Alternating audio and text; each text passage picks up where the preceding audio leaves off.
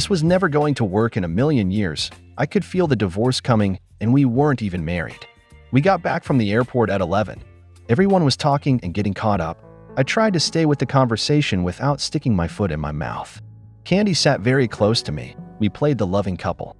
The hugs and kisses were driving me wild, but I tried not to let it show too much. Candy's dad, Ben, broke things up at about 1 o'clock. He said he was going to bed. I followed suit and left Candy and her mom, Cynthia, to talk some more. I felt the timing was wrong to suggest anything tonight. That feeling was confirmed when Candy slid into bed wearing a "Don't You Touch Me" flannel nightgown. Don Jr. was not at all impressed, and he let me sleep. Wednesday morning, I found that Ben had discovered my plasma TV and was watching an old war movie from my DVD collection. Candy and Cynthia were busy in the kitchen, so I poured some coffee and went out to wash the cars. Did you ever feel like something wonderful was almost within reach, but when you extended your hand it was slipping through your fingers? I couldn't figure it out. How was I going to find out how Candy felt about me with her parents there? I'd worked up an appetite by the time the cars were done. Inside, I found Ben yelling at the TV screen trying to warn John Wayne of the impending doom. "For Christ's sake, get out of there. You're all gonna die," he was yelling, as if he could change the course of history. I shook off that image and headed for the kitchen, hoping to find a sandwich. Candy and Cynthia were babbling something, but abruptly stopped when they saw me. It's pretty hard to ignore the paranoia when that happens.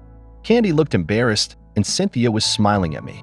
I couldn't tell if it was genuine or one of those, "Look, here comes the dumbass now" type of smiles. Something had definitely been going on, but what? Amazingly enough, Candy had read my mind and handed me a humongous BLT sandwich. Cynthia took one to Ben, leaving Candy and I alone for the first time since this morning. Between bites I asked, "Are they buying it?"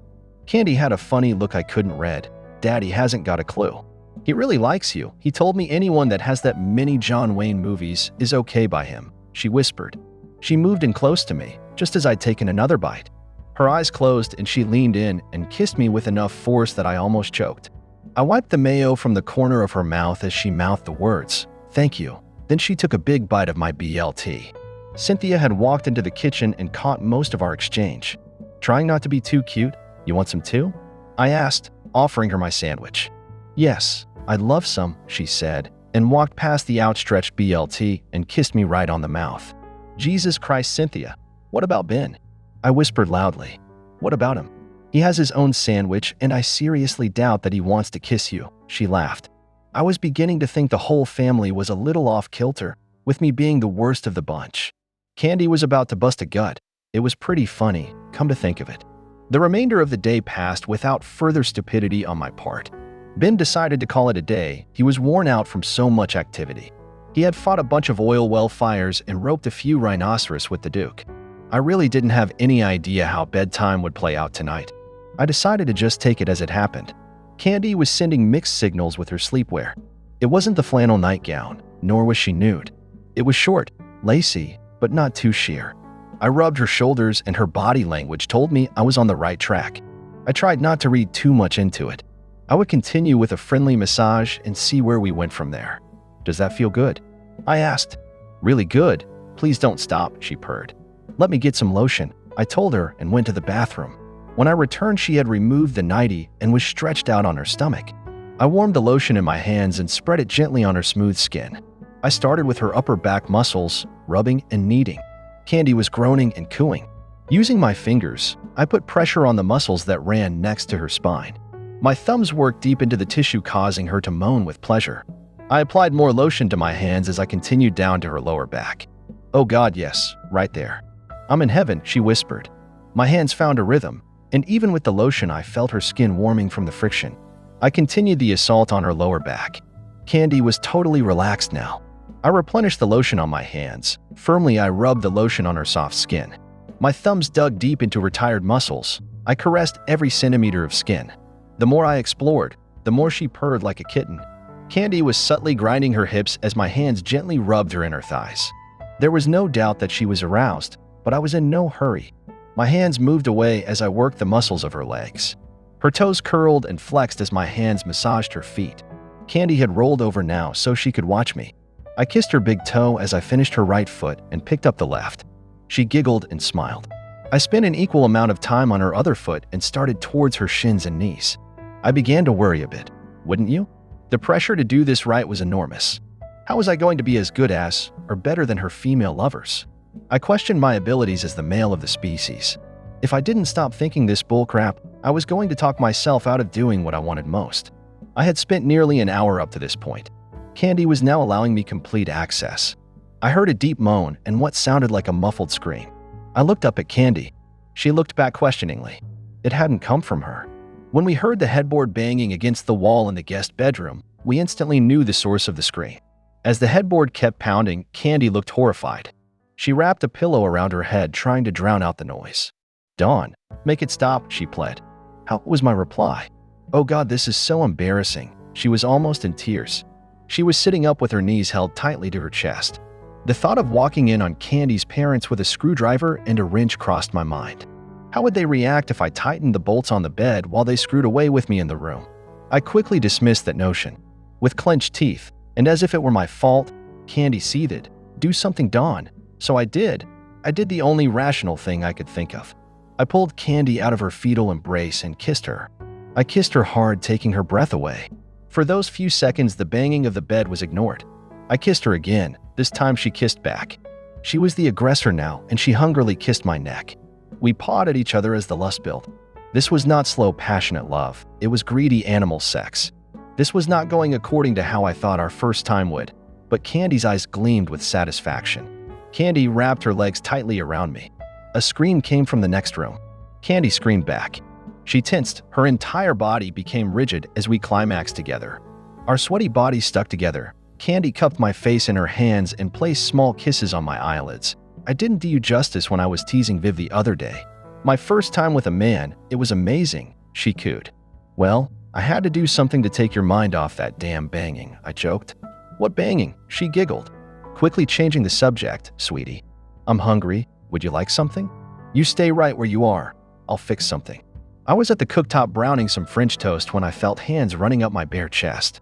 I looked over my shoulder, expecting to see Candy. That smells good. Could I have some of that?" asked Cynthia. "Sure," was my brilliant reply, praying to God up above that she meant the toast. I moved to get a plate from the cupboard, trying to get Cynthia's hands off of me. Cynthia is a very attractive woman, and under different circumstances, I would be all too happy to have her close to me. You can all see the position I was in. She was wearing a sheer kimono, and even in the dim light, I could make out nearly every feature of her beautiful body under the silk. Trying to remain calm, I fixed a plate for her and went back to the frying pan to make more.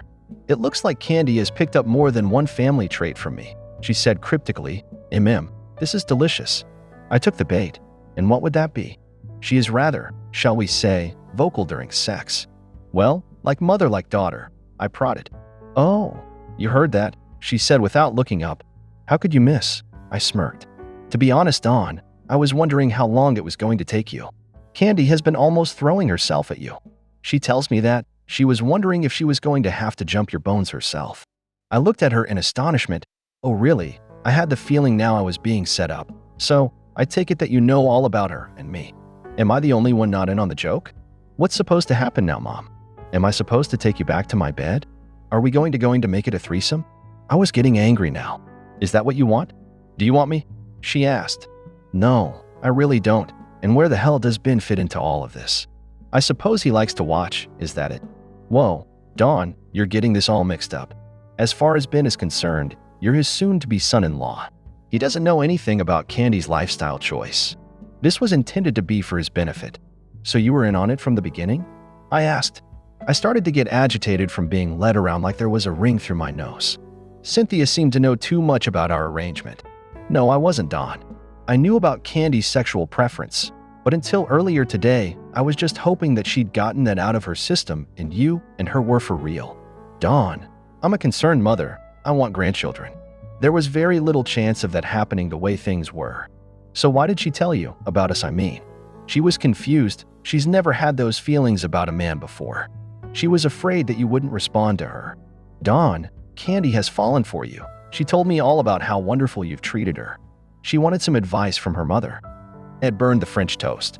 As I hurriedly made a new batch, Cynthia finished eating. I pondered what she had done and told me. It all made little sense to me, but woman logic confuses the shit out of me. Candy had fallen for me. Imagine that. She had been throwing herself at me, only I was too afraid of making the wrong move to act on it. Now that you know this was all an act, don't you think maybe we are all rushing things? I asked. It could be Dawn, but sometimes when the chemistry is just right, well, it only takes a heartbeat to know, she said. Cynthia, can I ask you one last thing? Sure, hun. Shoot. Well, what would you have done if I was like all those other guys? How far would you have gone? That's a tough question. You're a good-looking man. Maybe I would have, or then again, maybe not. One thing's for certain, you'll never ever know for sure, she said with a wink.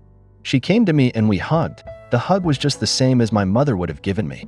As she walked away, I'm sure she swayed her ass more than usual. That woman had just manhandled me. I was glad that she liked me. Dang, with an enemy of her skills, suicide might be the wisest choice. Candy was a little peeved when I returned. Who takes 45 minutes to make French toast? I'm not hungry now, she pouted. I sat the plate beside her, but you will be in 5 minutes, I said as I climbed back into bed with her. 15 minutes late, she said. I'm ready for that toast now. This toast is perfect. No wonder it took so long. After Candy had fallen asleep, I stared at the ceiling wondering if Cynthia was right. Could we really fall in love in such a short time? I thought about it until I finally gave in to sleep. Did I have my answer? Thanksgiving morning, Candy and I showered together. As the hot water poured over us, I told her, Candy, I had a long talk with your mom in the kitchen last night. She had a worried look. Dawn, I can explain. Your mom already did. She looked very afraid. Fearing the worst. What did she say?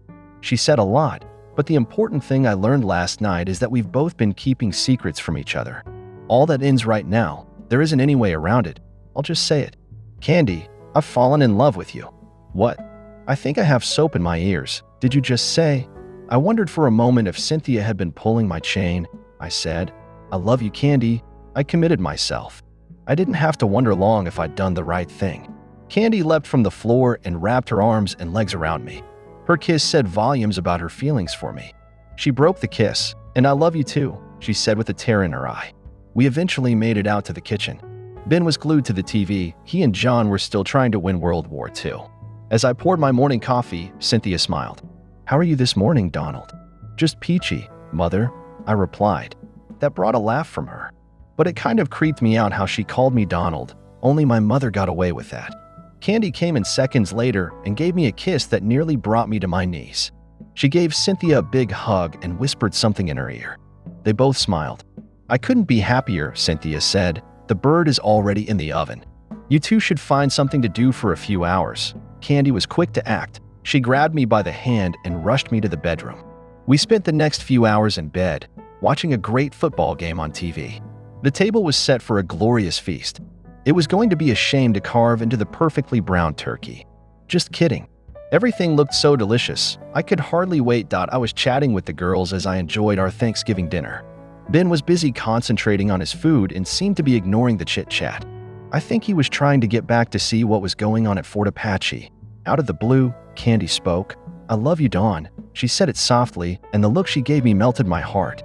Then from the farthest, most remote part of left field, Ben, without looking up and between mouthfuls of potatoes, said, Candy, does this mean you're not a lesbian anymore? The silence was like a sonic boom. The girls stared with mouths wide open. Ben, Cynthia said with astonishment. Simultaneously, Candy shouted, Daddy. Without missing a bite, Ben said, What? It's a valid question, shrugging his shoulders. The jig was up, and we'd all been had. I honestly can't remember when I've laughed so hard. Ben looked directly at me and had the biggest shit-eaten grin I'd ever seen. Pay attention, son. You need to learn a few things if you're going to survive married life, he told me. Without another word, he dove back into his plate. Candy and her mother finally saw the humor. I swore before God that if I lived to be 100, every time I sat at this table I would remember this meal. Candy came to what was now our bed. I made love to her. It wasn't the spontaneous sex like the night before. We took her time. She touched parts of my soul that had never been used before. I worshipped her with a passion that I'd never shown to anyone else. The banging headboard from the next room was hardly noticed. The next morning when the cab arrived, we said our goodbyes to Ben and Cynthia. I made a promise to Ben to have a fresh stack of DVDs for their Christmas visit. It had been one hell of an interesting week. I missed out on some of the football I had planned on, but I did get an unexpected dividend, a sweet tooth. Yes, that's what I said. A sweet tooth only candy can satisfy.